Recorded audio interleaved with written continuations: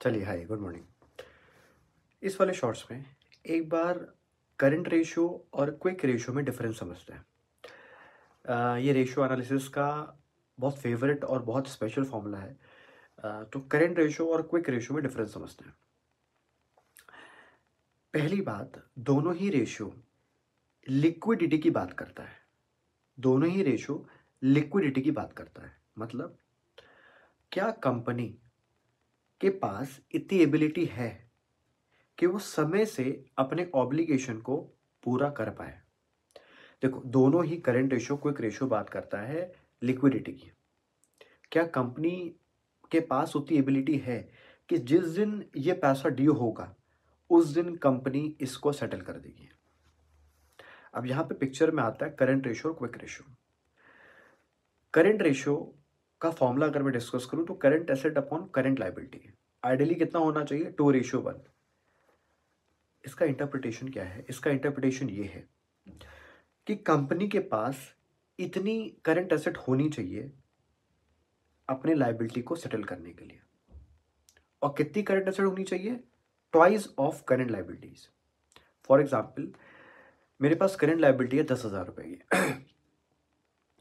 तो मेरे पास current asset कितनी होनी चाहिए? 20,000 रुपए। ऐसा क्यों? हमने एक मार्जिन रखा है। देखो, नॉर्मली करंट एसेट में क्या क्या चीज़ें आती है? इन्वेंट्रीज, डेटर और कैश। अब इन्वेंट्री और डेटर ऐसी चीज़ है कि कब उसकी वैल्यू कम हो जाए आप कुछ कह नहीं सकते हो। जैसे फॉर एग्जांपल, मैं इन्वेंट्री को वैल्यू करता हूँ कॉस्ट और एनआरवी व्हिचएवर इज लोअर पे। अब मैंने उसको वैल्यू किया, अब हो सकता है एक दिन बाद उसकी वैल्यू मार्केट में और कम हो जाए।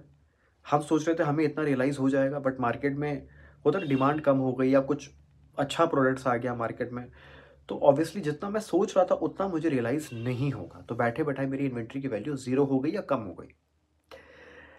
डेटा, मैंने डेटा को बिल काट के दिया कि आप मुझे 1 महीने बाद इतना अमाउंट पे करोगे।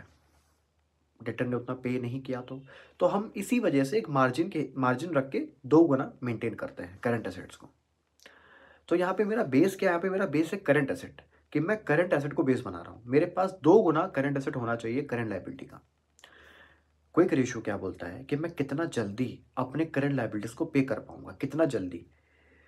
इसमें क्या हुआ, इन्होंने जो बैरल वाली चीज़ थी, जो टाइम टेकिंग वाली चीज़ थी, इन्होंने करंट एसेट से हटा दिया। सबसे ज़्यादा टाइम किस में लगता है? इन्वेंट्रीज में, उसको बेचने में टाइम लगता है।